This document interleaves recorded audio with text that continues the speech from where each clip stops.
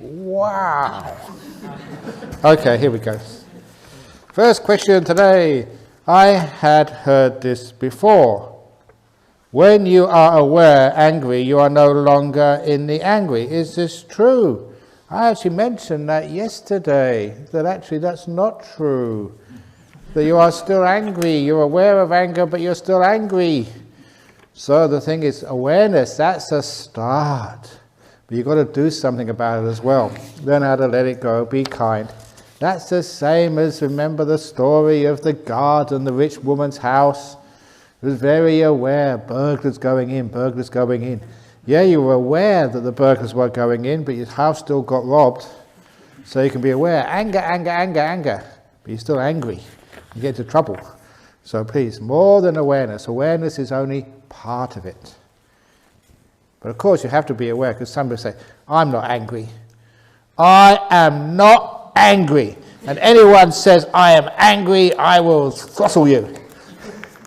So of course you have to be aware and be truthful. And the next one is to make sure that once there is a problem there, it needs to be fixed. If there's a fire, you've got to put it out. Dear Ajahn Brahm, is it possible to be a good businessman and at the same time a happy Buddhist in a capitalist society? Of course. If that wasn't possible, we'd be able to get no donations from you. So I encourage you, please be successful in your business. Now, of course it is. And there are many actually people who are really good business people and happy Buddhists as well. In a capitalist society, sometimes we call it a capitalist society, but it really depends on your attitude to your business. And many people realize that business is important in life. You've got to sort of start a business to employ people, to make funds, so you can have taxes for hospitals and obviously donations, look after your family, send them to school, have enough food to eat. So of course you need to do that, but we have to do it in a good way. In other words, look, number one, just sometimes if you think that the bottom line is the money and that's the most important thing, you miss the most important part of being a business, is doing a service. And people have told me that if you do a service, if you're a really kind, good person, and you've got passion for what you're doing, the money will come anyway. But if you always focus on just getting money, and money, money, money, that's the only thing, money, money, money, you lose it all. That's why I was just getting this from somebody like that fellow from Google, Chade Meng, because I met him over in Singapore. Was it last year, this year, or sometime? Yeah, June. What year is it? I live in the present moment. I don't know what year it is. No. It's now. Year is now. Now, oh, that's right. Yes, thank you. I think it was last year sometime. Anyway, so at a conference over there, and he was talking about how Google has become a successful company. It's not just they don't really think too much about the money. That's the sort of maybe the financial officers do, but what they really think about is just the innovation, the fun to do things which are really cool and inventive, and they just have such passion for their work that the money just comes. And people actually say that if you employ someone, and if it's a really interesting job and a very sort of fulfilling work, the money is secondary. They just love doing something which they can feel passionate about, make a difference, and just do something which is really cool and awesome for the world. And so that's a sort of business which is modern business models. So, and if obviously you're doing some service, something really good, something very useful, you're motivated, everybody else takes off on your motivation, it's inspirational, and just the money comes. And look, this place here, Jhana Grove, this cost over 5 million. And where did all the money come from? Inspiration. That's what happened. We said we're going to do this. Oh, come on, too big. Everyone have their own ensuite, and people said, no, you won't be able to afford it. I said, yeah, let's do it. It's inspiring. And little by little, a bit here, a bit there, and all the money came just before we finished, so we had no debts. It's amazing. Amazing, building this with absolutely no debts. And this is actually what happens. It's just inspiration works. Dharmasara Nuns Monastery. We're doing, many of you have been over there, a big, how much is that? 3-4 million got a big project over there. And they just put the concrete slabs on. They've got all the buildings to do, the pipe work, the plumbing, the electrics, that's all done. Already enough money. Wow, that's incredible. Where did all that come from? I don't know. But just inspiration. Because people say, it's a really nice project, it's inspiring. When you do something inspiring in business, and this is what I call the monk business, not the monkey business, the monk business. So when you do something inspiring, people like to sort of chip in. And so I always think that's business as well. If you've got like an inspiring project, you're doing a really good service and a good thing, the funds will come sooner or later. And also, when they do come, you feel really good about yourself. This is right livelihood. You're doing something good for the world, a really nice service. And that's what happens. So yeah, you can get good Buddhist business. And you can be rich at the same time. And I know many people are like that. Really good Buddhists. They do business and they just have a wonderful time. Look, they got, well, maybe they're not, maybe should I say, one of the guys who left here, after 2 days, he's the CEO of this big business and builds apartment blocks. And I have to bless every site for his apartment blocks. Because every time he doesn't get me to bless his sites, for the big apartment blocks in Perth, he always gets problems, always gets things wrong. It's true, absolutely. The first one is building this building site, this big apartment block, not far from the river. I think it was Adelaide Terrace. And when they were excavating, they came across some bones, some indigenous bones. And of course that, made them a bit sort of scared. They got indigenous elders in to do a cleansing ceremony. There's still problems. And they got some Christians in to do a ceremony. Still problems. They got me in to do the blessing. No more problems. True, absolutely true. And they thought, just coincidence, they thought. But then they had another place, and that was in Adelaide Terrace, flooding. And they got me to come in there, and after I did my bit, no more flooding. And they really started making them to think. And then there's another place they had that's over in Beaufort Street somewhere, and they didn't, don't bother, no, this is no problems over there. And their builder went bankrupt. They lost another, a lot of money when they do this bit. So they invited me in there, no problems. So every time when I go there, there's no problems. You see, and that's why they're actually very generous. To Dad's monastery project, to our projects. So this is actually what happens. That's good business. So if you want a good business,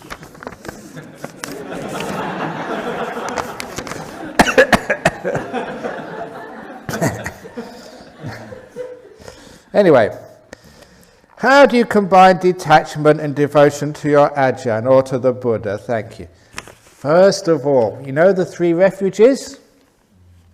What are the 3 refuges? Buddha, Dhamma and Sangha. Is Ajahn Brahm in there anywhere? Or Ajahn Chah or Ajahn anyone? It's to the Buddha, to the Dhamma and to the Sangha, which is monks and nuns. Not to one monk. So you don't take refuge in Ajahn Brahm, you don't take refuge in Ajahn Chah or Ajahn anyone, or Guru or Rinpoche this, or Sayadaw that. You take refuge in the Buddha, Dhamma and the Sangha, remember? And that's so important. So sometimes people say, oh, Ajahn Brahm, you give such good talks. Is it okay if I go to another retreat, the Mahayana or the Tibetans? Is it okay? Or should I just go and not tell you? Is it all right if I go and listen to other teachers? Of course it's all right. As long as they're teaching Buddhism, then just go. As long as it's working, it's something useful, then go. Because what I really don't like when people say, you can only come to my retreat, and if you go to another retreat, that's it, you're blacklisted. You can't come ever again. And people sometimes do that, And that is totally sort of un-Buddhist. The Buddha never said that. He didn't say, only come to listen to my talks, don't go to Sariputra's or Ananda's or any other person. No, just wherever you see Dhamma, go for it. So that is why please don't bring this terrible sectarianism into Buddhism. And Mahayana, Tibetan teachings, Zen teachings, if it's a good teacher, male, female, whoever, go and listen. because you are going there to listen not to the teacher, you're listening to the Dhamma. And you always take refuge in the Buddha, Dhamma and Sangha. We call that the Tisarana. So I say, I take refuge. Sarana means refuge. The Tisarana, I take refuge in tea. I drink a lot of it. No, it's Tisarana, Buddha, Dhamma and Sangha. So that's why you are devoted to the Dhamma, but the teacher, that's just a vehicle. Dear Ajahn Brahm, how can one open the door of one's heart? You go to a cardiac surgeon and he will incise you here. Yeah, that's absolutely true, that my book, Opening the Door of Your Heart, I think it was in Adelaide. Someone was looking for it in the bookshop and they found it in the medical section. They did. That was really cute. They actually, not a joke, they actually found it there. So I'm going to put it in the book. Open the door of your heart. They taught us how to do heart surgery. How can one open the door of one's heart to the fact that current 402 ppm CO2 in our atmosphere and the catastrophic consequences of that, when most of the world, including Buddhists, are in denial that we are headed for climate-induced disaster? Change with deepest respect. Okay, instead of getting afraid about it, do something about it. Now, what can you do as a Buddhist? How much carbon dioxide comes out of your mouth? So if you calm down, become peaceful, and do more meditation, your metabolism goes down, less carbon dioxide comes out. And look, quite significant amounts of carbon dioxide get reduced when you meditate instead of rushing all about. So if every human being in this world meditated for 1 hour a day, that would reduce carbon emissions enormously. Number 2, we need carbon sinks. You know, we have to capture the carbon in our world. And so if you eat lots of carbohydrates like I do, I capture it in my tummy. So that's what you need to do. Capture more carbon by eating more carbohydrates and capturing it in here. And if everybody, all the 7 billion people in the world, captured so much carbon as I'm capturing, then of course there won't be so much.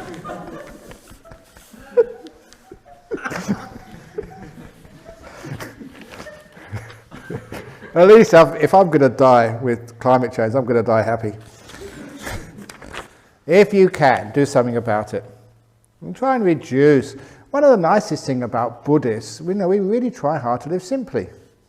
Now have few possessions, live in a small house. Small vehicle, Hinayana is the best, small vehicles. You don't need big vehicles. Have less kids, be celibate. That saves a lot of problems with overpopulation in this world. And just eat 1 meal a day, then you don't need so many farmers just working their butts off. So whatever you do, the simplicity of Buddhism, where we don't look at possessions as a be-all and end-all in life. We don't need big things. And that's an important message from the very beginning. Simplicity, having few possessions. That's always been a very wonderful part of Buddhism, and it's a great thing for our modern world. So live simple, like the monks and nuns. Could you give advice on the role of visualization and imagining one is an arahat for helping stillness? That'd be nice, isn't it? Imagine you're an arahat, fully enlightened. Then you don't have to worry about going for lunch. Can you do that? That's a test if you can really imagine you're an arahat. Arahat, no desires at all. So you imagine that, and then when it gets to 11 o'clock, I'm an arahat, no desires. No desires. You get up there and you eat anyway. So the nice thing about visualization, visualize something useful. So an imagination. Now, this is a little meditation technique I haven't taught you yet, but it's actually very good. And you can actually include this in your repertoire of meditation tricks. Sitting down, get yourself nice and comfortable, close your eyes, and then imagine the most peaceful time you've ever had in your life. Remember it. So it goes into the past, yeah. But remember the most peaceful, blissful experience you've ever had It may be like a deep meditation. It may be just, you're off into some nice holiday destination or up in the mountains by a beach or whatever, and you felt so content and happy. When you didn't want anything else in the whole world, just to be there with the people you were with and the time. You've all had times like that. So imagine one of them. And once you start to imagine it, start to reinforce it, start to remember as many details as you can. Was it the morning, the afternoon, the evening? Was it summertime or wintertime or spring or autumn? Exactly what time of the year was it? Who was with you? Were there trees around? What type of trees? Were they green? Were there yellow leaves on the trees? Were there buildings around? What were the buildings? Were they old? Who else was with you? Were you sitting down, laying down? What clothes did you have on? Because every time you add a detail, you are reinforcing that memory. And you go on like that for at least 5 minutes, reinforcing the memory of the most peaceful, calm, content time you've ever had, for about 5 minutes. And every time the longer you stay there with that feeling, the more the important ingredient of peace is established in you. And after 5 minutes, you let go of the memory, you forget about it. But what you will find remains with you is the peace. That's what, at least a large amount of it remains. And then you go, say, watching your breath, and you're just so peaceful already. You're way ahead of the game. Simply because, you've actually done some work. Yeah, this is work, this is controlling, this is doing something, but it's doing something quite useful. Recording the most peaceful moment you've ever had in your life for about 5 minutes, and then when you let the memory go and you relax, what's left is the peace. And then you just go very deep, very quickly. That's a wonderful way of visualization. When I was, years and years and years ago, I used to teach the kiddies, in the Dharma school when I first came to Perth. And there's some of the kiddies, I taught, now they're, big people with their own children. But I always remember the little Dharma class I used to teach. There's only about 8 or 9 of them. And how can you teach 7 or 8, 9-year-olds meditation? And I didn't have any resources, so I just investigated and experimented. And I developed this type of meditation. And, when I'm saying this, you can try it yourself. It's really wonderful. You sit down, these little 7 or 8-year-olds, sit yourself down nice and comfortable. And now imagine that you are flying out of your body, up over the rooftops of Perth, out over to the beach, because kids over in Australia, they love the beach and the sea. Out over the beach, just over the waves, way away from the land into the ocean, to your special place in the ocean. And you fall into that ocean and you float. You'd have no pressure on you at all, and it's warm water. And so cool and quiet, you look around, you can't see any ship, any boat, anywhere. You look up at the beautiful blue sky, there's a nice soft wind blowing over you, and you're just floating there, nothing to do in the whole world, in your special place in the ocean. I go like this for about 5 or 10 minutes, and they really get into it. And then, were you getting into it? I was actually getting into it when I was saying it. And then after 5 or 10 minutes, and now's the time to come out again. So imagine just floating up out of the water, just over the ocean. You can see the beaches of Perth, and you come over the beaches, and, no, much lower than this, and into this little temple, and you come back into your body, and you're just so relaxed and peaceful. Now open your eyes. And that's the way I taught them every week. And now these people in their 30s and 30s, I think. No, 40s, it must be in their 40s now. 35, no, late 30s. And they still do that. I said, do you meditate? Yeah, we do that same meditation. We just really got used to it. And it's these 30-year-old people, floating up over the oceans into their nice warm place in the ocean where they used to go as a kid. So those are like visualizations. If you get into it, you can actually do a lot, and it makes it very peaceful and very wonderful. Imagining, that's also very helpful. There's this one fellow, he could never watch his breath. And always, you know what it's like, these are the days when people told you, watch the breath at the tip of the nose, and he just found it so difficult. And he never told me who said this, but whoever said this, they really had a good idea and they knew how to meditate, this teacher. Always wondered who it was. But this teacher told this guy, you're having trouble watching your breath? Yeah, that's quite sort of common. Okay, just close your eyes. And now just imagine you're watching your breath. Just imagine it, okay? Don't do it, just imagine it. So, okay, close your eyes and imagine you're watching your breath going in, breath going out. Imagine you're watching it going in, going out. And after about 3 minutes, the teacher said, what are you watching? And he had to admit he was watching his breath. The thing was, he never tried to watch his breath. When he tried to watch his breath, he couldn't do it. So just imagine you're watching your breath. If you imagine that for 3 minutes, you find you are actually watching your breath. That's the power of imagination. Imagination and truth is just so close together. It's easy to take an imagination and make it real, especially with just something like watching the breath. And you can do that with being peaceful. Okay, you haven't been peaceful. Haven't had a good meditation all week. Okay, just imagine what it must be like to have a good meditation. Just close your eyes and imagine that you are Ajahn Brahm, just meditating here. A nice smile on your face. Imagine your belly going out a bit, and so you're nice and fat like an Ajahn Brahm, nice and happy. Imagine Ajahn Brahm meditating here, just watching your breath, seeing all the incredible nimittas, and this is really nice. And then you find you're doing it as well. It actually works. So experiment and try it. Then you find, it's actually quite powerful. So that's my thing about visualization and imagining.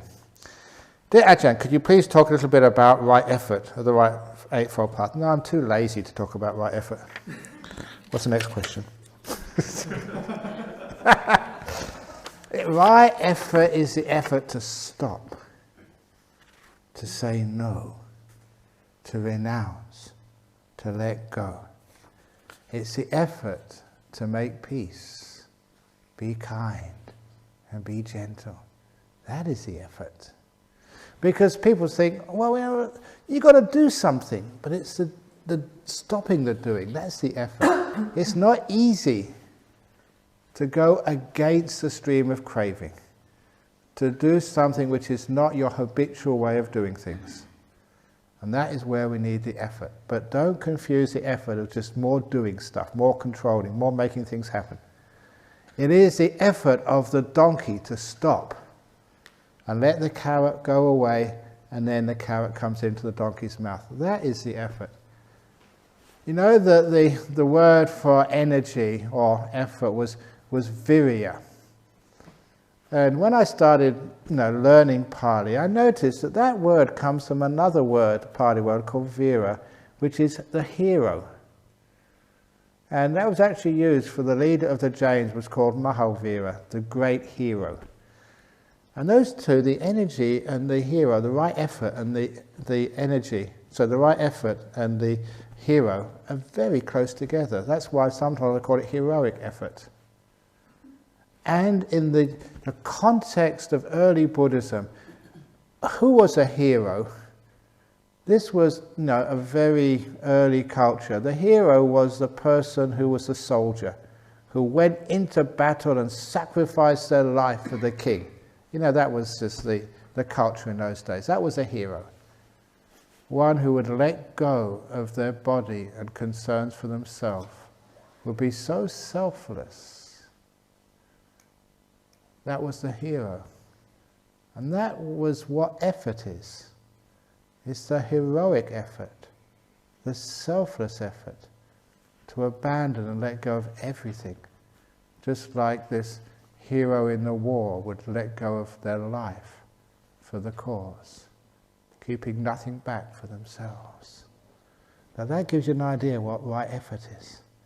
But if you really have the confused idea that right effort means I'm going to go for it, only a couple of days left, I'm not going to sleep, I'm going to meditate all night tonight, tonight's my night, I can sleep when I'm in my coffin, I'm going to meditate now or bust. Now that's I had that experience once. Many other people who were stupid like me did this. I was only, what was I must have been 18. I went to my first Wesak when I was at Cambridge University. And this monk, I think it was actually Dr. Sadatissa, this old monk who was in London at the time, he gave this inspiring talk about the life of the Buddha. And part of the story was the Buddha decided to sit under the Bodhi tree. And he made this resolution. Even though my bones dry up, now my bones turn to dust and my blood dries up, I will not move from this seat until I get full enlightenment or die trying. And from an 18-year-old male, I thought, wow, that is the way to get enlightened. Now, I'd only just started meditating. I could do 20 minutes. That's all. But that afternoon, I went back to my room and I got out my meditation cushion. And with as much sincerity as an 18-year-old could do, I sat down and said, right, if the Buddha could do it, so can I. Even though my bones turn to dust, and I actually said this, even though my blood dries up, I am not going to move from this cushion until I get enlightened. I had lots of do in my life. I got this out, get enlightenment out of the way, then I can go out with my girlfriend. That's what I thought. So, okay. And I sat there. I actually made 40 minutes. I never sat that long in my life. And it hurt like hell. And after 40 minutes, I couldn't stand it. I could not stand it any longer. And I opened my eyes, and I was really disappointed. My blood hadn't dried up, my bones were still intact, and I wasn't enlightened. Has any of you ever done things like that? It's absolutely ridiculous and stupid. Total ego. Because that's where that type of effort comes from, an ego. And really, that type of effort just makes a bigger ego. So that is not the right effort. The right effort, as opposed to wrong effort, is the effort to stop, to let go, to sacrifice, to renounce, to say no. That is the right effort. Every time I attended the retreat, cannot remember how many times, but don't blame yourself if on this retreat you've been coming many, many times and you still haven't gotten anywhere. It's your teacher's fault. If I was a good teacher, you'd be enlightened straight away. But some of you keep coming back year after year after year. If I was a teacher at school, what would happen if everyone came back grade 1, they come back again, grade 1, they come back again, grade 1? I'd lose my job. I don't know why I keep my job, actually. So anyway, that's my job as a teacher. A teacher's main aim in life is to get rid of their disciples. That's what I'm trying to get rid of you. And that's absolutely true. Come on, become enlightened and get out of here, so I can have a nice, easy life. So a teacher's job, their aim is not to get more disciples, not to get more followers, but to get rid of followers, to enlighten people, to teach them so they don't need you anymore. And I'm a terrible teacher. I keep getting more disciples, and the old ones keep coming back. I try to get rid of you by saying the same joke over and over again, and you still come back for more. I can't understand it. Anyway, every time I attended the retreat, cannot remember how many times, I started to enjoy many things that were taken for granted, i.e. stars and trees and animals and insects, etc. And amazingly, I can even enjoy my wife nagging. Oh, isn't that nice? It's very true, because, sometimes we get used to things. The wife nagging, sometimes, we actually miss it when she's gone. That's why there was a few people, these were, this is Western Australia, in Perth, they have these mines up in the north of Western Australia, and people go in, they're called fly in, fly out. They go up there for maybe 2 weeks at a time sometimes. And they come to me and said, I have to go up to the north, to get enough money. It's good wages up there, but I really miss my wife. can you help me, Ajahn Brahm? Because I'm a bit homesick when I go up there. So very easy. And I asked them to get what I called a nagging tape. So, record your wife when she's nagging you. And then take it up with you, up to the mines. And whenever you miss your wife, turn on the nagging tape. And then you won't feel you're missing her anymore.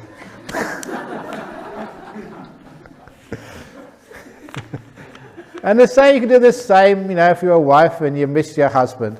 Just, get a tape of him saying, "Oh, I'll do it later, darling. Oh, I'm busy now."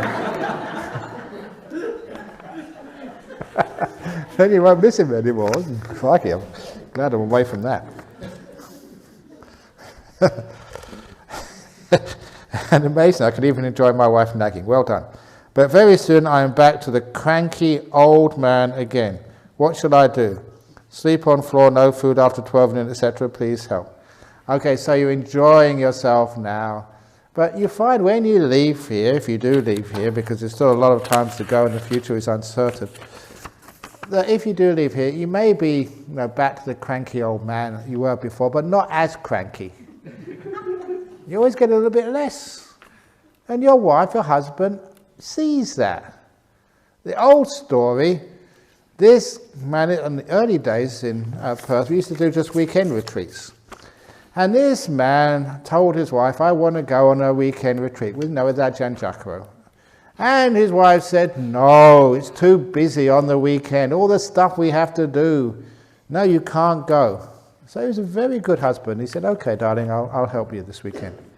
Next time a weekend retreat, can I come on a weekend retreat?" "Of course you can't go. We've got to take the kids to sport, you've got to clean the gutters, I've got to do the shopping, and you've got to fix up the garden. Of course you can't go, there's too much to do. Next retreat, can I go to the retreat, darling?" "No, the mother's visiting, and we've got to sort of fix up the stuff for this and that." And every time it was the same answer from the wife. There's too much stuff to do. But at least he was persistent. That's the trick, guys, okay? Persistence. And then he said once, "Can I go on a weekend retreat, darling?" And she said, "You go on your weekend retreat and leave me with the kids and the shopping and the housework and everything else. You go off and be selfish." So he went. Well, it's permission. Perhaps much permission. But what happened next? He went off on a retreat. And he told us this afterwards. He said, when he got back home after the retreat, he was such a soft and beautiful husband. The wife could see the change and she appreciated it so much that when it came time, absolutely true, when it came down for the next retreat, he never needed to ask. She gave him the money and said, "Off you go." Because your loved ones, they see the change in you. And you're far less of a pain in the arse to your husband or your wife after you've been on a retreat for a while. And they appreciate that. So that's why they say, "Oh yeah, retreat, go, go, go." So that sometimes there is a big change in you. Okay, after a while, a lot of it just disappears, which means you try and get on the retreat again, once it starts to get less. Or you try and do more meditation at home. But it does have a huge effect on you. Now, you may not notice that because you haven't seen the change, and everyone else is changing at roughly the same rate. When you go home, even those of you who think, "Oh, I've had a terrible retreat, I've got nowhere, no nimittas, no jhanas, nothing there." When you go home, the people you live with will see a huge change in you. And you realize, wow, something has happened. And they will notice it, and you will be quite amazed. But you say, "No, I've changed?" You say, "Yeah, you're amazing, you're so peaceful, so kind." Sometimes we can't see it ourselves, but other people can appreciate it. So you do change. Every one of you, even the worst meditator in this room, you've made a lot of progress. And your people you live with will see that. Dear Ajahn, should the Eightfold Path be followed in the same order as they appear in the teachings? Please clarify. Thanks. No, shuffle them up. Like shuffle up cards, and you put it this way and that way, and a bit of this and a bit of that. So you don't have to do them in order. Because sometimes a bit of this and a bit of that. Because that's what I did. I started with my meditation. That's where I started my Buddhism. I had no idea about precepts, but little by little, because I was meditating, I started to realize that, that I got sensitive. So this was late in London, okay, so you go on the buses, and if the conductor never asked for the fare, I thought I didn't need to pay him. And so I'd walk off without paying. They never asked. Okay, no ask, no pay. And then afterwards, when I started thinking about that, that's really unfair. Someone has to pay the bus driver and pay for the gas and other maintenance of the bus. So I thought, okay, no, I'm going to actually pay every time now, even if they don't ask me. And I started doing that. And I felt so much more happiness. I was taking alcohol. And I thought, after a while, this is stupid taking it. What am I doing this for? And I was going to parties. And parties, I found a nice girl, went in the corner with her. And when I was taking alcohol, I could never remember that time. But when I didn't take alcohol, the best time of a party, I was totally aware and enjoyed every moment of it. And I thought, why am I getting drunk for? It's stupid. So when I stopped alcohol, I stopped so many things when I was a student, and I didn't do that because I was told about the 5 precepts. So what happened? I went to a Thai temple in London. I was going there quite regularly to meditate, and one day the Thai monk took me aside and said, "You've been coming here long enough. It's about time you took the 5 precepts." And I said, "What are the 5 precepts?" He said, "Not killing a living being." And I was a vegetarian then. I said, "I'm a vegetarian. I don't even eat meat at that time." And he said, "We're not sort of stealing." He said, "No, I pay all of my fares, everything totally. If they don't ask, I give it to them. Not committing adultery. I've only got one girlfriend. One girlfriend's enough. I can't afford another one. I'm only a student." Lying? I said, "No, I decided to tell the truth. I always tell the truth." And no alcohol. Yeah, I gave that up. And I told the monk, I was cheeky and arrogant, but I said, "Venerable Sir, I don't need to take the 5 precepts. I'm already keeping them. Bye-bye." But that was actually a true story. I learned the 5 precepts just because of meditation. So my virtue came second. My wisdom and meditation came first, and I got the other factors afterwards. So people do it in really weird ways. Some people start with the precepts and they learn meditation afterwards. They learn a bit of wisdom. You can start from all parts and just jumble up the Eightfold Path, as long as eventually they all come together. So you don't need to do it in one particular way. Dear Ajahn Brahm, may I suggest 3 sadhus to you and Bianca, Dania and Mike for providing us with this 5-star retreat. Only 3 sadhus for 5 stars? It should be 5 sadhus for 5 stars. And if you think it's a 6-star retreat, 6 sadhus. But at the very end, not now. So that comes in the end. Dear Ajahn, why do some people want to go through past life regressions? Why not let the past be the past and be contented with the present life? The only reason people like going through past life regressions is so many people these days just have a very strong belief that there is no such thing as rebirth. It's not like they've got an open mind and think maybe there is, maybe there's not, I haven't actually got the evidence yet, and keep that open mind.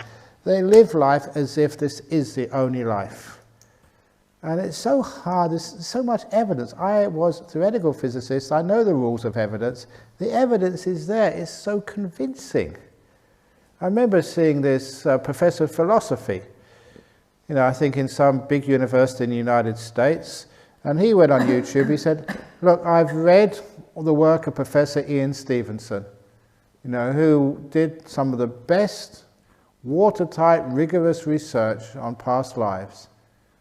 And he said, look, I'm a philosopher. I'm not religious in any which way. But if you follow the rules of evidence, as I've been taught in philosophy, you have to admit, you've got no other choice, that reincarnation has been proved." I remember him saying that.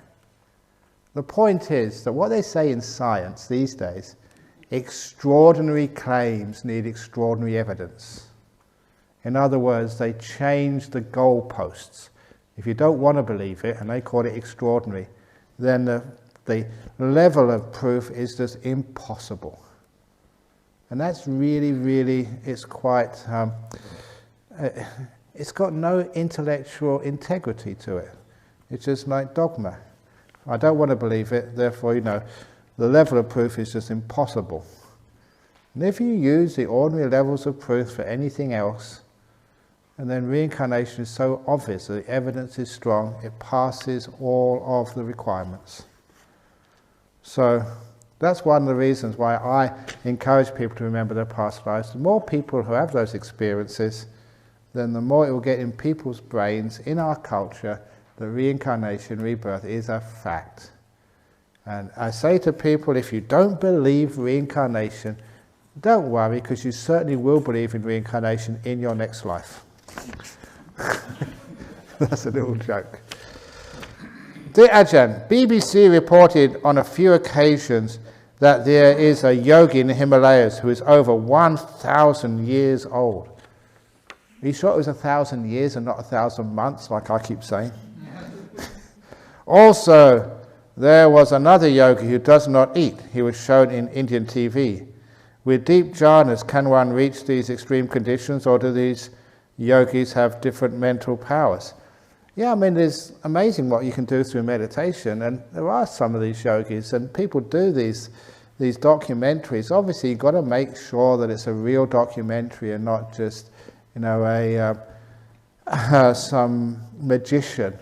Because magicians, they can, what is it, like David Copperfield making bones disappear and flying through the air. That's just, messing around with special effects, on TV. But real these real yogis, you've got to really check to make sure it's real. So you do need to have some people like the BBC who've got a reputation that, if they fake it, they're going to lose that reputation and they're going to suffer immensely. And so sometimes these BBC documentaries, are believable, they're credible. And you see some of the people they meet, and they do all these experiments with them. What was it? One of the monks said they buried one of these yogis for about 60 days or something, deep in the ground. No food, no water, no air either. And they had sort of ECGs and other stuff on him. And as soon as he was buried, after a few minutes, everything went flat line. And then when they pulled him up after just before 60 days, then it started working again. It started, the heart and the lungs started working again. And, it was, he told himself, when he's going to come out of this deep meditation state, and he did. And that was all done on BBC, in clinical, rigorous conditions. So, there's amazing things happen. And if you get into even a little deep meditation, you can get some idea of how these things actually work. They do work.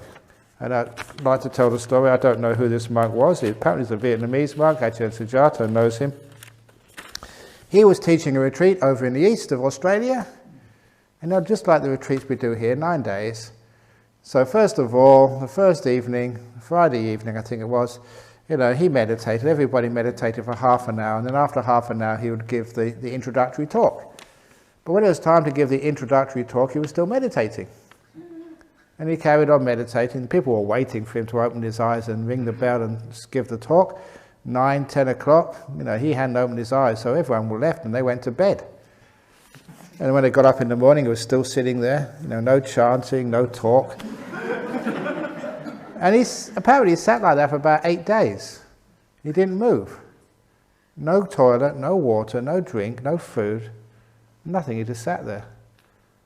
And they just, like you, just carry on meditating, doing whatever you think you want to do. And then only after 8 days, he came out of his meditation. The first thing he did was to apologize. I'm terribly sorry, I should have been giving you some talks. And everybody said, no, that's one of the most amazing things we've ever seen. We're so inspired. You've done 8 days without moving, without drinking any water, eating, going to the toilet, nothing. That was incredible. Well done. But, don't say his name because, you don't want to make people famous. But, that actually happened in Australia recently. So these things do occur. So how they occur? First of all, we know they do. And they get so still and so peaceful in meditation, you don't need anything. So yeah. Dear Ajahn, do arahats have preferences, e.g. types of food, drinks and colours? Do they have preferences on sensual pleasures, and why? there was this one time that there was one of these monsters decided to test the Buddha. And this monster was called Suchi Loma, which meant needle hair. So out of his body were these really sharp hairs. He was the first punk in history, with all his sharp hair coming out. And so he saw the Buddha and he said, now, is this a real enlightened being or not? So he sat next to him. There was a Buddha and this sharp, needle-haired monster sitting next to him. And then the monster leant towards the Buddha, basically to hurt him. And the Buddha leant away. And the yaka said, youth not enlightened, you're afraid of pain. You have preferences. And the Buddha said, now listen, even though you're enlightened, you have loving kindness and care to your own body. You don't deliberately go and search for a snake to bite your toe, or you don't jump into a fire. These are things which, of course, you will avoid out of kindness to your body to keep it healthy so you can teach people. So sometimes, and he taught the yaka that, you were just misunderstanding what an enlightened person is. Of course, an enlightened person will eat the food which will make them healthy so that they can avoid discomfort and teach the Dhamma. They will exercise just enough to keep them healthy so they can have a long life. Yeah, they will have preferences. Even an enlightened being will have a preference to do their business, to urinate and defecate in the toilet rather than right here.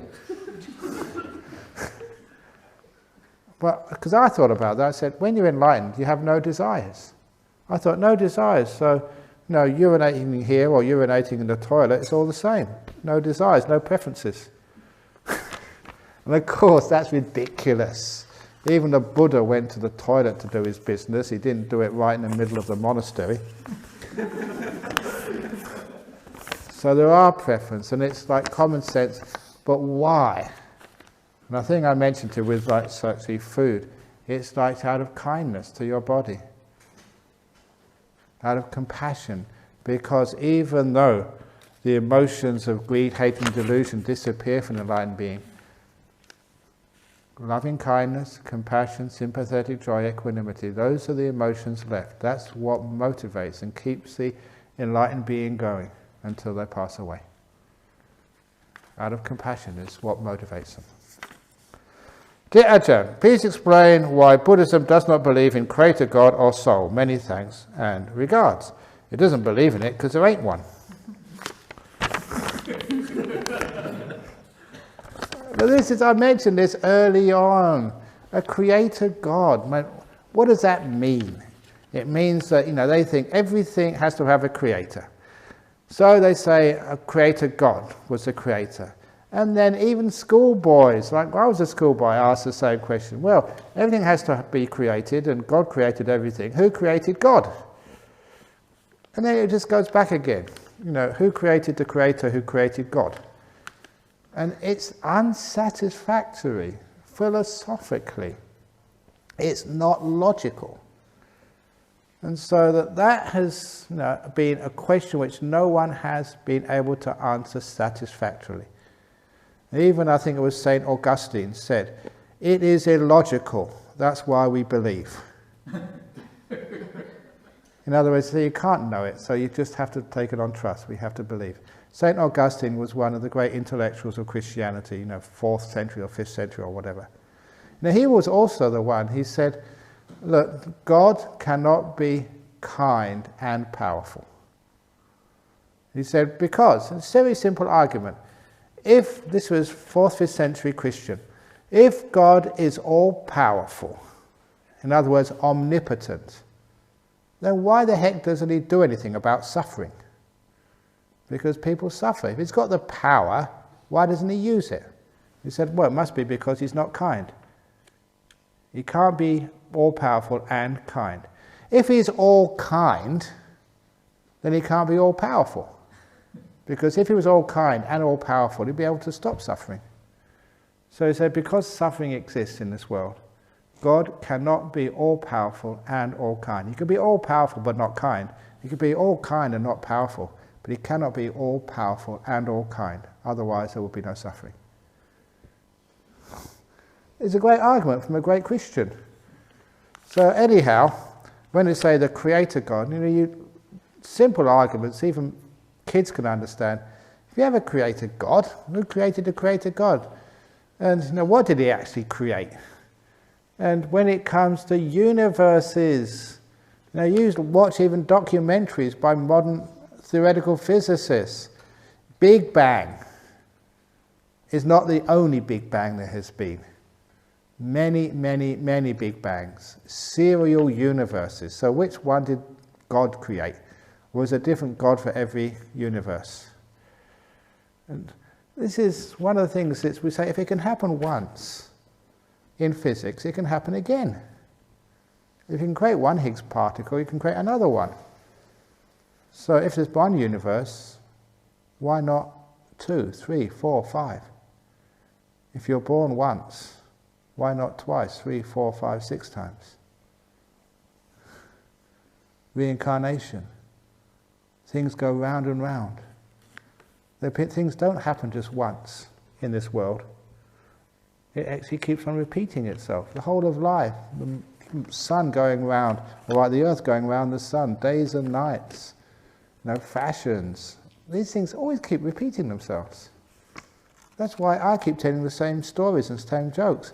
This is part of reincarnation, rebirth, one universe after another. It always repeats itself. So when you say like many universes, the idea of a creator God makes no sense at all. Which universe did he create? And there was no first universe. And that's also why I mentioned early on, remember I gave that simile of time?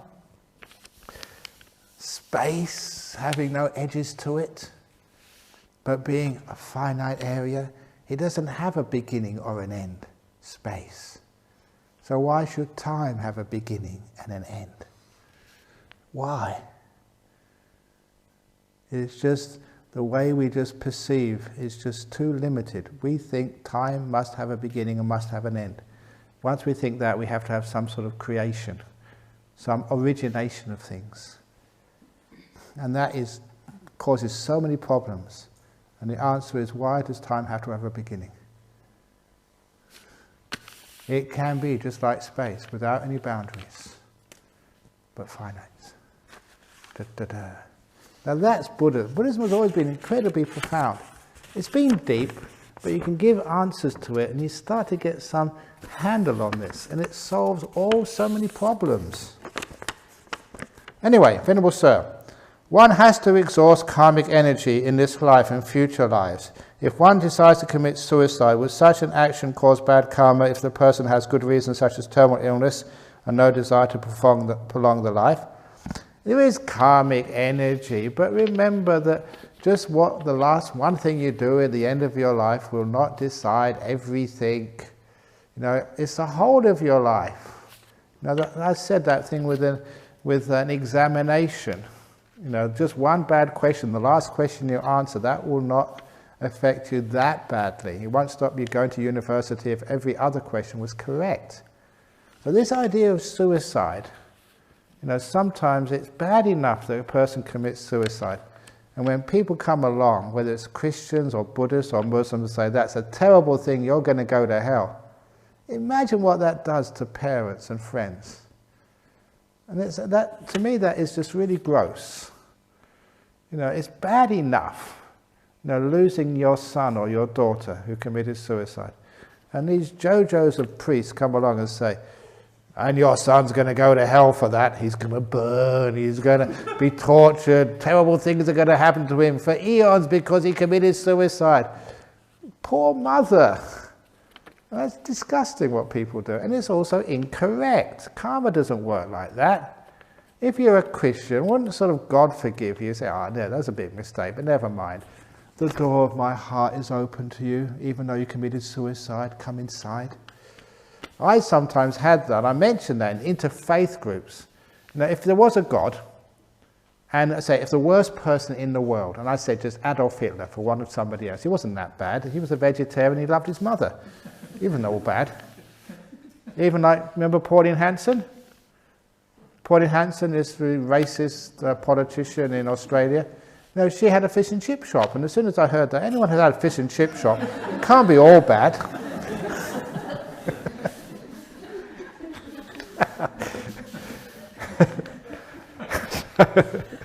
That's common. So I said, okay, so Adolf Hitler dies, and he goes up to God, because Adolf Hitler was supposed to, he's a Christian, he was a Catholic. So Adolf Hitler goes and meets God. What would God do? And God would say, Adolf, you've been a bad boy. You killed so many people, badly. But Adolf, the door of my heart is always open to you. To everybody, no matter what you've done. If a monk like me can open the door of the heart, can't God? And God will give Adolf this big hug, just like you hug the teddy bear. Never mind. And little Adolf, all that reason why he did terrible things to people, the cause of that will just totally vanish. When he realizes he receives unconditional love, he will cry his eyes out. I say, God will tell him, look, there's people in here who just don't understand. So if you don't mind, we'll shave off that silly moustache, you know, give you a new hairstyle so people won't recognize you, and then you can come inside and live with us. Do you think any God, compassion, would send anybody to hell? It never made any sense to me. If God is love, everyone can come in. That's what I think anyway. So, suicide is not such a bad thing. Dear Ajahn Brahm, but please don't do it, at least not on this retreat. Otherwise I get into big blame. Dear Ajahn Brahm, for Chinese reliance, burn holy paper for our parents that just pass away or already pass away. Is it useful for them? How much smoke is already in China? There's enough pollution there already, and if you're going to go and burn incense, they're just going to make more smoke. Absolutely not. If you want to help your parents and not kill more people with pollution, then don't go around burning sort of paper this and paper that. Instead, and this is Malaysia, there's a great organization there, the Malaysian Buddhist Cooperative. Their whole reason to exist, the first reason to exist, is to try and teach people the Buddhist way to do funerals and stop all this nonsense. If you want to make some good karma for your parents, they print Buddhist books for free and distribute them. And they got me, because I was well known in Malaysia, me and Dr. Kesri Dhammananda, to write forwards. So we give this organization some cred. So people would read that and think, oh, Chief Priest, Dr. Kesri Dhammananda says we don't have to do this, Ajahn Brahm says we don't have to do this, all these other monks, Venerable Sarvanankara says we don't have to do this, and they start to believe that, which means they don't waste all this money. Have you ever seen the hell money and the heaven money? They burn both just in case. Yeah, exactly. I mean, what are you doing that for? If you're going to go to hell, that's not going to help you.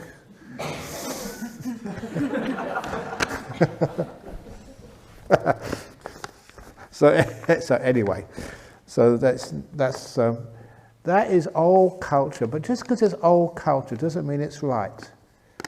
Because I remember talking to an indigenous elder, an Aboriginal, who, we're talking about some of the ancient cultures of the indigenous people, such as, their punishment for people who misbehave was spearing them, which is brutal.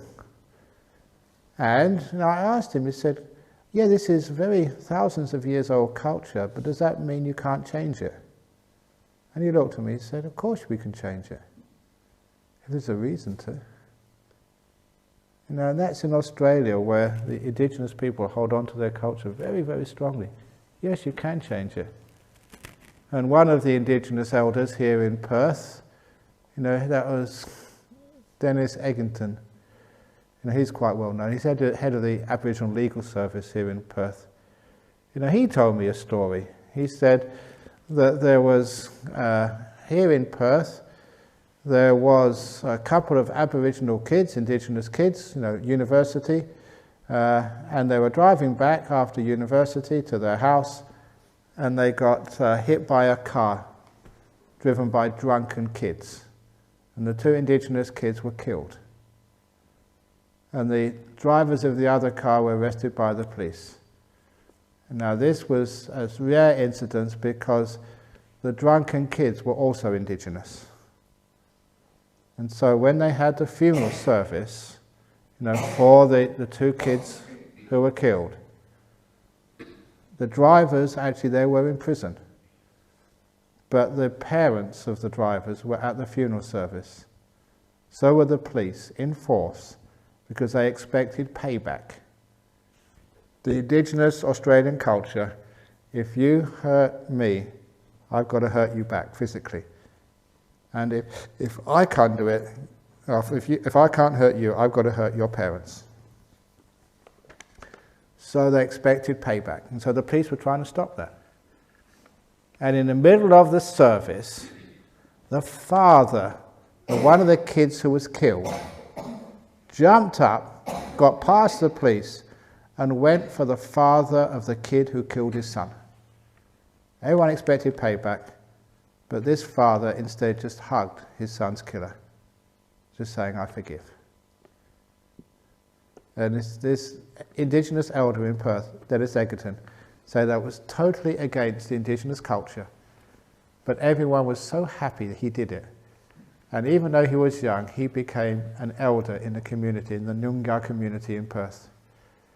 Because everyone recognized that what a wonderful thing it was to go against the culture and do something which would create more peace and harmony in the community.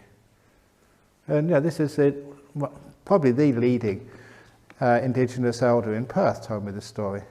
Culture can be changed, if it's worthwhile doing it. So Chinese culture, yes, it's important to remember it, but if it's something which is not helpful, it has to be changed. Burning paper houses, paper computers, paper Mercedes-Benz, it's obvious that's something which can be changed. Do you believe that someone can cast the evil eye on you? Absolutely not. If they cast the evil eye on me, I'll cast it back. 2 times more powerful.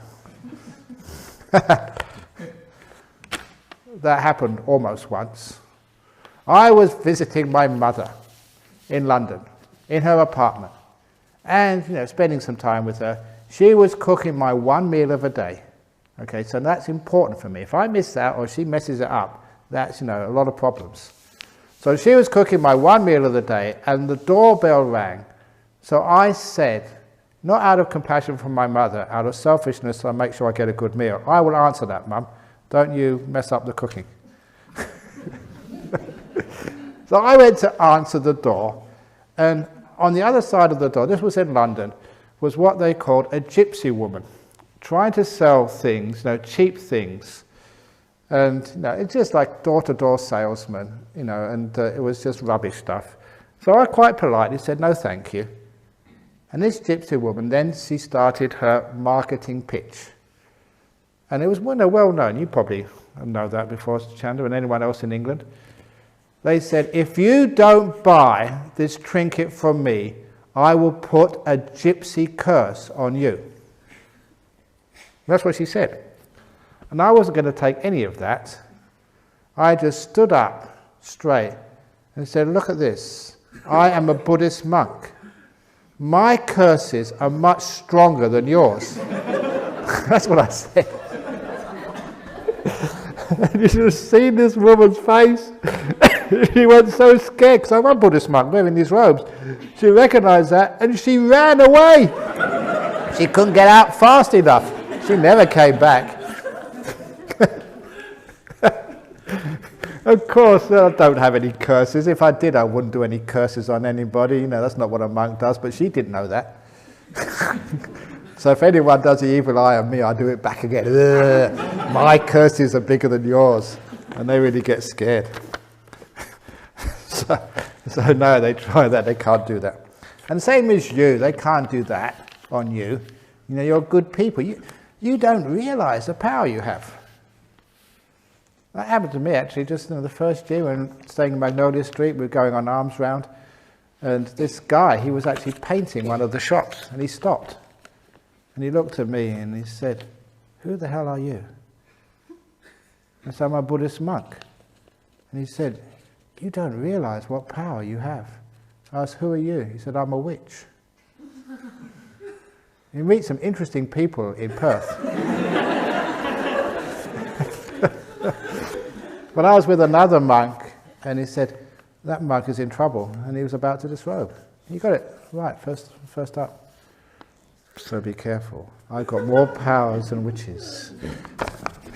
And you do. I don't realize that.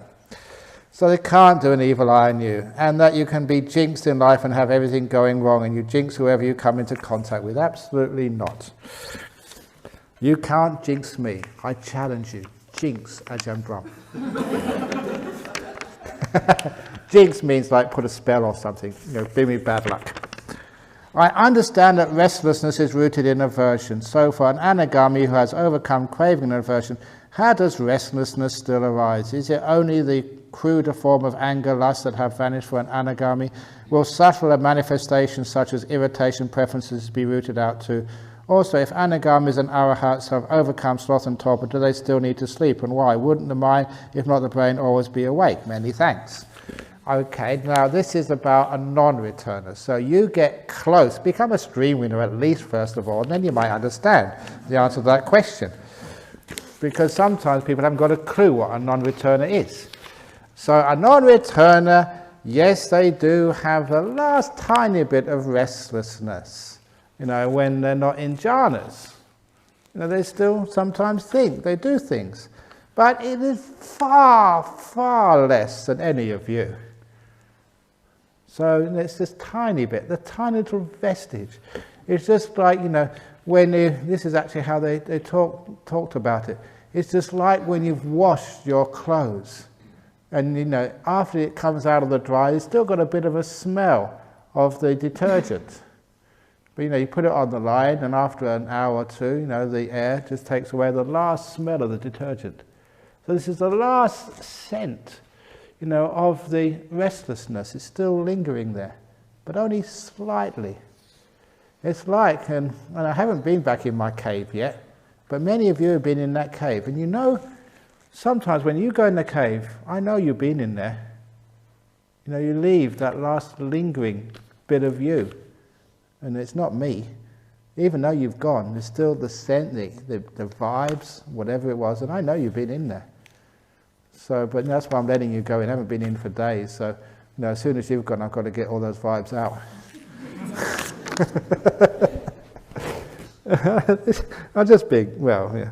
So there is that lingering bit of restlessness now. That's all there is there. And sloth and torpor, they don't have sloth and torpor, but they still have to rest. That's a physical thing they have to do. Dear Ajahn, can a person who lives in austere living conditions achieve enlightenment, or is the middle way an absolute necessity? And will there be caves built for retreat participants in the future, so you don't have to keep going in mine? Your room is a cave. You can just put down the shutters, close them, and it's perfectly dark. So every one of you has a cave with an electric light bulb, an ensuite, and a nice mattress. What better cave can you get? So it is just when you close out all of the sound, close out all of the light, be inside, that's called a cave. So you've got in a cave already. And austere living conditions. Austere, as long as it is healthy. It can be simple, but healthy, and that's just the right level. But when we say ascetic, in other words, you start getting sick. You're sitting down, you're not eating, and you start getting thinner and thinner and thinner. And you get this sickness and that sickness. That's going too far.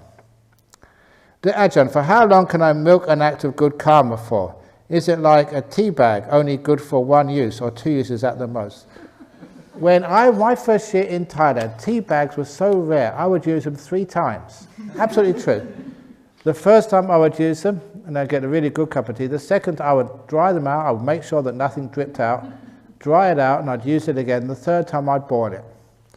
And I get 3 cups of tea out of every tea bag in the good old days. These days, you namby-pamby cream puffs, you have so many tea bags, you throw them all away. But that's absolutely true. But good active karma, you can milk that forever. You can also milk bad karma forever, can't you? You know, you did something wrong. And you're still torturing yourself, time and time and time and time again. Every time you remember it, you torture yourself again. It's absolutely crazy stuff. You know, you did something wrong. Or even worse, someone did something wrong to you. You know, they cheated on you or something. And they maybe cheated you 4 or 5 years ago. Every time you remember that, you're allowing them to hurt you again. You didn't do any wrong karma. They did the bad karma, but you're the one suffering. That's absolutely ridiculous. So if someone did something wrong and hurt me, they hurt me once, that's all. And I forget about it. I let it go. I will not allow people to keep on hurting me like that. So I don't even remember it. I don't keep the pain of the past. But the problem is, you keep on milking the bad karma again and again and again. You get so upset, so guilty, so angry. And the good karma you don't milk enough. You did this beautiful act. You opened the door for Ajahn Brahm as he left, as he left the hall. Have you forgotten that already? Remember it. You opened the door of your heart to a monk. You know, you gave him a cup of tea with biscuits, with condensed milk. Oh, what wonderful joy that was. Remember that forever and ever and ever and ever. You can milk that because condensed milk is very thick. You can milk that for a long time. It's actually not condensed milk. I call it samadhi milk. You know, concentrated milk. So it's samadhi milk for people.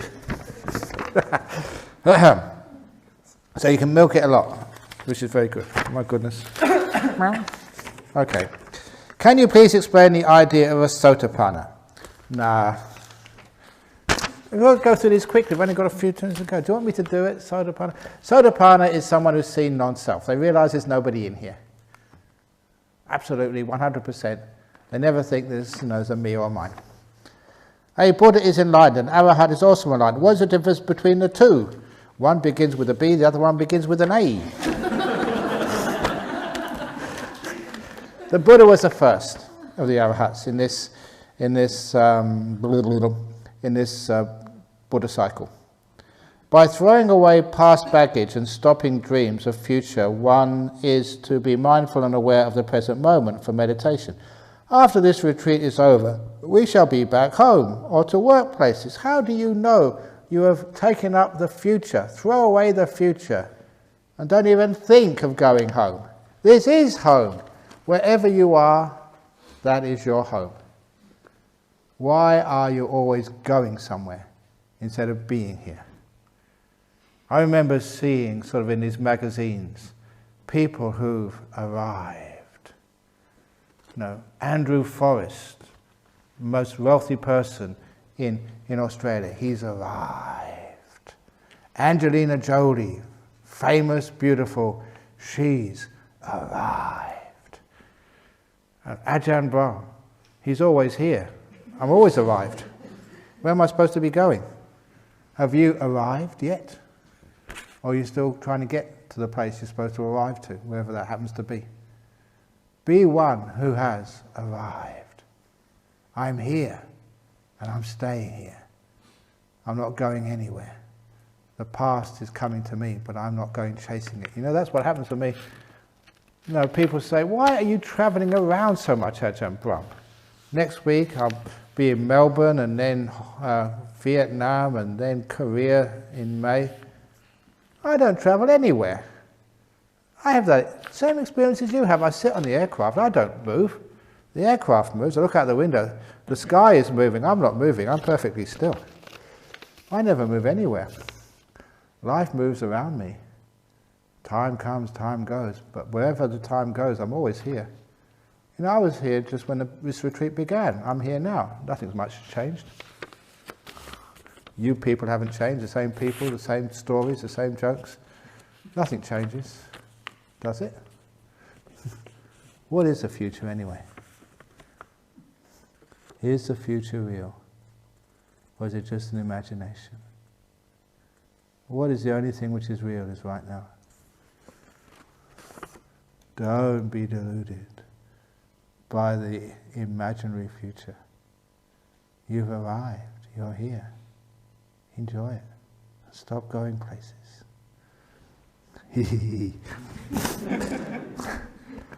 So, after this retreat is over and we should be back home or workplaces, should we not keep the memory of noble silence present, the moment awareness? Yeah, keep noble silence. You may be sort of like a radio presenter and just keep noble silence. For my program today as a radio presenter, I'm not going to speak. Some of you may, wouldn't it be wonderful actually if politicians practiced noble silence? Imagine that in parliaments all around the world. They had noble silence days. That'd be interesting, wouldn't it? Anyway, at least, you know, sometimes people say about free speech. Do you believe in free speech? I don't believe in free speech. I think all speech should be taxed. It shouldn't be free. And the more you speak, the more you have to pay. That would actually keep life much quieter. So in your house, you have a meter on your wife's mouth. And if she speaks a lot, she has to put a lot in the kitty. And if you speak a lot, you have to pay a lot. And the ones who speak the most, they're the ones who create the most trouble. They're the ones who, obviously monks accepted, like me. But everyone else. So I don't believe in free speech. Speech should be taxed, because it causes too much trouble. And the ones who speak the most should pay the most.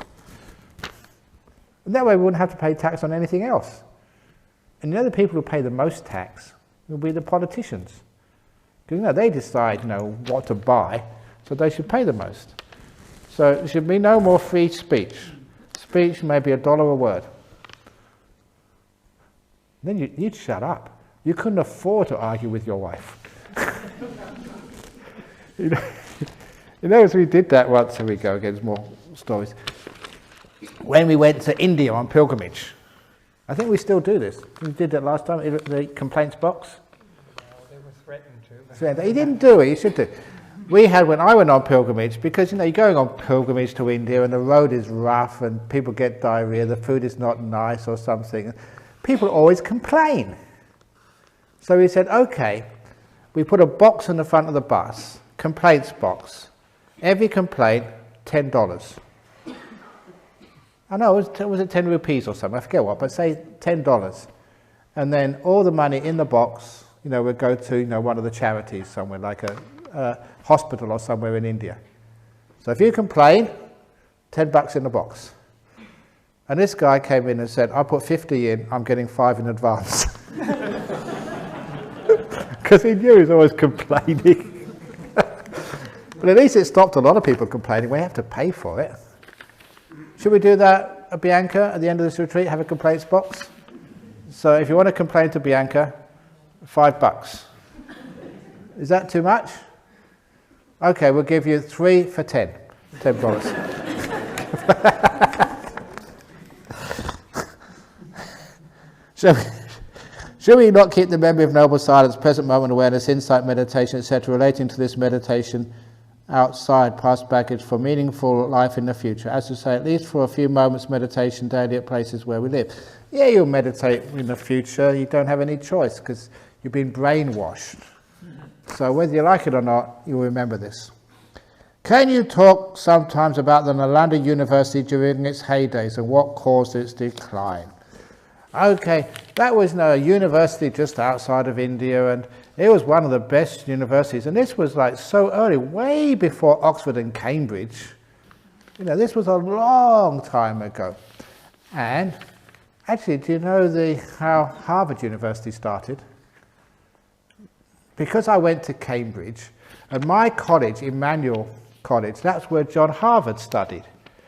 And, you know, they keep on sending me these alumni books every now and again. And they had one of the old members of Emmanuel in Cambridge. he became the Bishop of Southwark. And that's where the Harvard family lived. He did some research and he found out the dirt on Harvard University. This is the dirt on Harvard, That John Harvard, he went up to Cambridge. He was a Puritan, into not sort of, no vices, nothing, the Puritans in that time. But his family, where he came from, they were totally opposite. Southwark is just over the river and the southern part of London. Now, the northern part of London was actually governed by the Diocese of Westminster. Basically, the bishops there had full power, especially on people's morals. So in the north of the River Thames, you couldn't do anything. No alcohol, no sex, no vices, nothing. Because the Bishop of Westminster stopped everything. South of the river, it was governed by the Bishop of Winchester, which is about 100 miles away. So south of the river, anything goes. So, that was the King's Cross, the North Bridge, the Patpong Road of London, the south of the river. And that's where John Harvard's family were. So John Harvard's father, he had a pub, very well known, please excuse me, a brothel, he had a butcher's shop, and he also had like a gambling den. And that's where the family made all the money. You get, please excuse me, but you get a lot of money out of vice, people who run those clubs, and that was John Harvard's family. And so John Harvard was up in Cambridge. His family were making fortune, south of the river because of, the bishop was too far away to stop things. And that's when the plague came. And his whole family were wiped out. And John Harvard inherited all the money. And obviously sold everything up and took the money and started Harvard University on the wages of sin. That's where and that's actually absolutely 100% true story. And when I told that to some of these alumni from Harvard, because we had this big thing once in Bangkok, Harvard and Cambridge University in Oxford, we had this alumni club and I gave a talk there. They were stunned, they never heard that before. Of course you won't hear, they won't tell you that, but that's absolutely true. So now you know where Harvard came from. From prostitution, gambling, and beer. So, Nalanda University, probably the same. I don't know. But anyway, got wiped out by the Muslims, who came there. And they thought it was a fort. They thought the monks were soldiers. And they killed them all before they asked what they were. And they just wiped it all out. And that's in their records. Anyway, I've had depression on and off for years. You come here, you won't have depression, all these stupid stories. You'll laugh your head off and the depression will be gone. Sometimes I feel really hopeless and want to take my own life. What tools can I use these times to help me be hopeful? Get an Ajahn Brahm talk. Actually, I don't know what actually happened to it. We did actually start getting an Ajahn Brahm joke book. All the jokes and the funny stories I tell here? To collect them from all the talks which I give, and just take the jokes, nothing else, not the nice stories, not the important, just the jokes, and actually put them in a book. A person in Hong Kong was doing that. I'm not quite sure where it went to. And you know what the title was called? Hahayana. Collecting jokes from Ajahn Brahm. So hopefully that'll be printed in Hong Kong soon. I forget where it's got to, but then actually you can take out a Hahayana book and you start laughing at these things. Because laughter is a wonderful way to overcome depression. You can't laugh and be depressed at the same time. And if that doesn't work, you just go and just stand in the mirror, 20 push-ups in front of the mirror. I think I told you that already. If you're depressed and upset, go in the bathroom, stand in front of the mirror, hand up, 1, 2, 3, 4, 5, 6, until you burst out laughing. You just can't stand it, you've got to laugh. You stupid face you're making. That overcomes depression. And lastly, perhaps one of the most powerful ways of overcoming depression is go and do some community service. Come to a place like Jhana Grove, do some gardening, or help Daniel do some cleaning, or something like you see people do. I don't know, maybe your temple, an old people's home, a hospital or something. You go and do some social service. And you'll find depression vanishes because you're giving yourself some meaning in life. And my goodness, there's a lot of places need help. So that is a brilliant way of overcoming depression. Go out there and help somebody. Dear Ajahn, thanks for your metta. Let's talk about the art of listening, okay? Do you reckon listening is far more important than talking? As a teacher, speaker, why? Because if everyone was talking, no one would listen to my amazing speeches. So I thank you very much, because imagine that you never turned up. Would have been much point talking? Actually, I remember this one monk that actually did that. He couldn't stop speaking. Absolutely true. He used to give these talks for 4 hours, this monk. Actually, he came to visit here some years ago. And the monks in Wat Pa Pong were so upset at him that first of all they turned off the PA system and he carried on talking. They turned off all the lights. He carried on talking. Everybody left. That never stopped him. He was amazing. That's Ajahn Subin. Oh, it was incredible, but he was famous for that. The hall was empty, but he'd carry on giving his Dhamma talk till he was finished. He was a legend for that. Why not? Who needs people to listen? You're giving a Dhamma talk. So it is important to listen. But I gave a talk a couple of weeks ago at Nolamara Centre. We've got right speech. That's the third factor of the Eightfold Path. I also said right listening. That's not in the Eightfold Path, but that's really important. You can have right speech. Have you ever noticed you say the right things and really beautiful things, but people totally misunderstand you? They're not listening with kindness. They're listening with ill will, waiting for you to say something wrong. This is the trouble. I mean, you guys are okay. Sometimes I give talks at universities, and they're waiting for me to make a mistake. And they do this. They say, Ajahn Brahm, in your talk last week, you said this, and now you've just said that. Get out of that. And they're always like fault-finding when they're listening, trying to pick faults in what you're saying, or trying to pick out sort of errors in your logic, inconsistencies in what you're saying.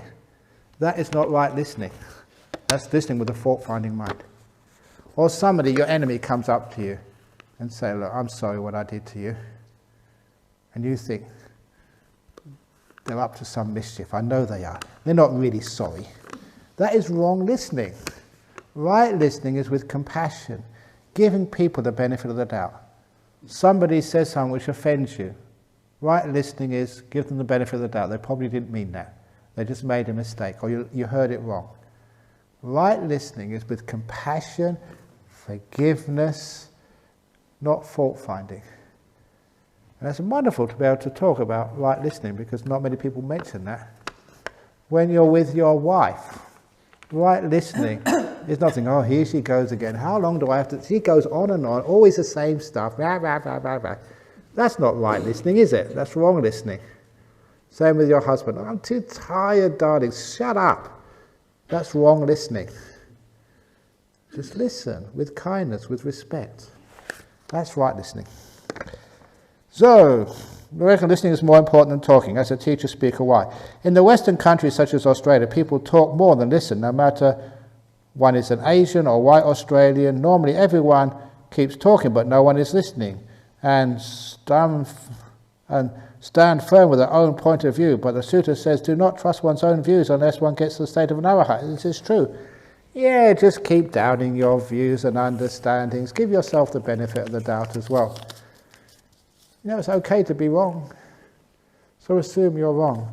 Remember that old story about the husband and wife, the chicken and the duck? No, that's in the book. Do you want to? No, I'm not going to tell that whole story, but just in brief, something went quack quack. The wife said it was a chicken. The husband said it's a duck. No, it's a chicken. No, it's a duck. No, it's a chicken. It's a duck. Quack quack. See, it's a chicken. And the husband said, I think you're right, darling. It is a chicken. Quack quack. Which meant they were in peace and harmony together. Who cares whether it's a chicken or a duck? Is that really important? Sometimes people think being right is so important, you will argue over a chicken or a duck. And that is a problem with marriages. We argue over the stupid stuff. So in that version of the story, the full story is in Opening the Door of Your Heart. And the full story is that the husband said, "Oh, I think you're right, it is a chicken." And she said, "Thank you, darling." It went quack, quack again. And that means he had a dinner that evening. They didn't have an argument. And they saw in the newspaper that was a chicken, which went quack, quack because it came from Japan, from Fukushima nuclear plant. And it could be. Just because it's a chicken, it doesn't always go cock-a-doodle-doo. There are some chickens which go quack, quack. Mutant chickens. 4 more questions, I'll do this quickly. Programming in the mind worked for me. Before, when nimitta appeared, I used to have fear or doubt. Then I told myself not to be afraid. Unfortunate, the tranquility gone. Today, after silent present moment, I said 3 times, "I will be still and embrace it." This is a nimitta. I watched the breath in and out for some times and I saw a space. After a while I saw bright little spots and it lasted for a few seconds. I still calm and back to breath. The next ones were brighter and lasted a bit longer, maybe 5 to 10 seconds. I felt so good. After staying for a while, nothing happened. I'm out of meditation. It was about an hour session. Thanks. You're getting there. Because this is the programming mindfulness. Any problem in the meditation, if you're getting into the deep meditation, you get these lights coming up and you give instructions, you disturb everything. Now that's just like the simile of the still forest pool. Whenever you say something, the animals know that you are looking at them and they'll run away, they won't come back again. So the way to deal with the problems, or the nimitta problems, you give the instructions early on in the meditation, like this lady did. I will be still and embrace the nimitta. So you say that at the very beginning, 3 times, very clear, very simple, in your own words. When the nimitta comes up, you don't get afraid, you don't do anything, you're still, you embrace things. Well done. How do you stay still and quiet inside no matter what is happening? Because nothing is happening. It's just you're still and quiet inside. It's inside is most important. What goes on out there is somebody else's business. So this is why another thing which I do, my other mantra. If you want another mantra, but done shut up, done good enough. The other one is called none of my business. So I'm sitting here and there's a noise, none of my business. Someone comes in, none of my business. A thought comes up in my head, none of my business. An ache in my leg, none of my business. A nimitta comes up, none of my business. That's my other mantra, which I love using. None of my business. It's none of my business, I don't do anything. Not my business. I'm not going to do anything. So I like the none of my business. This afternoon I totally let go during my meditation. I felt very peaceful, calm and happy, and then I fall asleep. Help. Why is it I'm back to sleepiness again? Is this what's supposed to happen when you let go? You didn't have enough happiness and joy. So when you let go beautifully. Oh, yeah, this is really nice. Really get into it. Oh, yeah, take more of this. Wow. Start indulging in letting go. And then it's so happy you can't fall asleep. Remember once I remember telling you about going off into the jungles in Guatemala. And part of that trip I had to go to the east coast of Guatemala and take a fishing boat up the coast and then up the river. And it was at dawn. And I hadn't slept all night. And I remember seeing the dawn come up over the Caribbean. And it was amazing. It was such a beautiful experience. Even though I just really wanted to fall asleep, I just couldn't. It was just too beautiful to go to sleep. I remember that experience. You know, beautiful dawn over the Caribbean, 1969 from a fishing boat. Really, really tired, but I couldn't let myself go to sleep. It was too enjoyable. If your meditation's like that, you won't go to sleep. How many of you guys are going to watch the World Cup soccer? It's coming up soon, isn't it? In July in Brazil. These guys, 1 o'clock, 2 o'clock, 3 o'clock in the morning, they start to watch the soccer. Get them to meditate to 10 o'clock, no way. Dear Ajahn, last question. Where and how did you learn the Pali language? Is there a correspondence course in Pali language? I learnt it myself. Taught myself. And then I taught Ajahn Brahmani. He's teaching other people just this afternoon when I went to Bodhinyana, they were teaching Pali again. So you can teach yourself Pali. It's very easy. Remember the first word I taught you in Pali? Remember that word, Gomayang? So now you know some Pali anyway. You've got a bone here. This is interesting. I've got a bone question. Someone's got a bone to pick with me or something. At Sirivat Hospital, wasn't there a ghostly incident in a lift? Woo. See over bone, over teeth. This is, I don't know where the bone comes from. Is it a real bone? Okay. Well, many of you know this ghost story. Do you want to turn the lights down again? Yeah, go on. This is a ghost story which is going to keep you awake tonight. This is a true one. It's not a joke one like the coffin story. Wow, now this is scary. This is absolutely true. This is ghosts in hospitals. In hospitals there are many ghosts. I was talking to, or was it Dr. Woon, over in JB, Johor Bahru. And he works in the old British hospital in Johor Bahru. You know, the Singaporeans built when British were in Singapore, they built the hospital over the other side of the causeway in Johor. And it's such an old hospital, there's lots of ghosts there. He was saying he was doing an operation.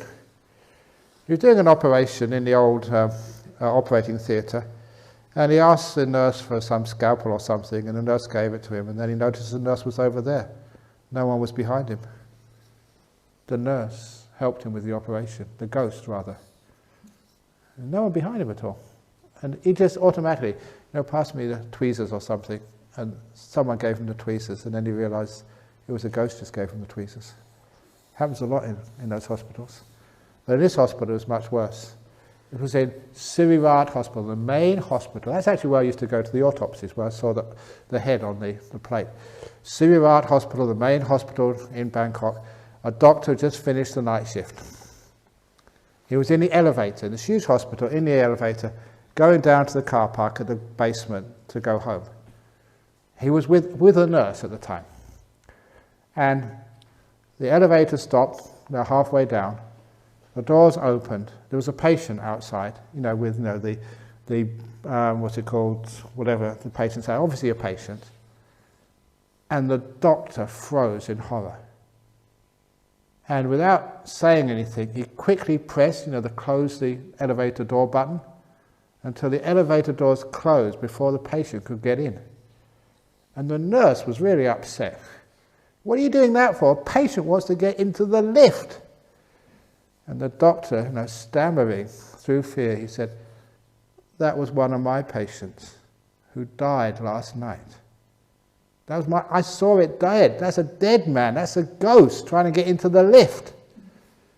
And now in Thailand, when somebody dies, I don't know if they still do it, but in the old days, they tie a red string around their wrist, to prove to everybody that that was a dead person. And so the doctor said to the nurse, didn't you see? He's got the red string around his wrist. And at that point, the nurse raised her hand and said, I've got a red string too. Does that mean I can't go in the lift as well?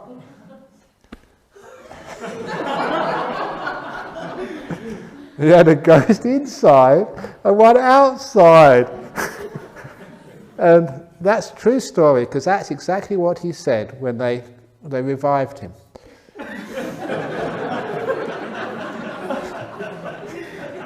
They found him unconscious on the floor of the lift. And when they revived him, he was in the hospital, so it's easy to revive him. And that's the story he told. And of course, he proved that patient had died.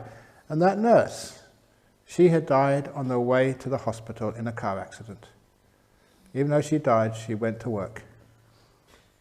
And the poor doctor had one ghost inside and one outside, no escape. And it's amazing that when you're in the lift, you just don't know whether the person sitting next to you is a ghost or not. But please, have a look at their wrist. See if they have a red string. Okay, good night everybody. Sadhu, sadhu, sadhu. Okay, I should make the announcement tomorrow night is a special night because I have to go to our Nolamara city centre to give the Friday evening talk. You know, it's many thousands of people listen to that live on the internet, as you probably have done before. So I will not be here to answer your questions tomorrow night. Instead, we have these 3 Sangha members who have been freeloading all week.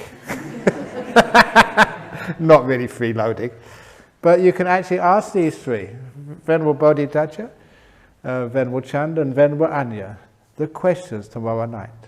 So you can ask them specifically, what's it like being a Buddhist nun?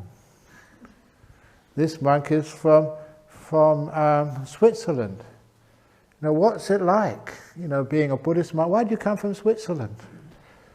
All the way to Perth. Ask them some nice, interesting questions. And that will be in the box for tomorrow night, to either of these 3. And you can actually put the question in. This is to the monk. This is to Chanda. That's Chanda there. This is to Anya.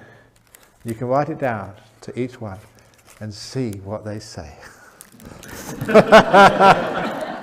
It's good fun. Keep it fun. Can't we keep no silence? No noble silence from you guys.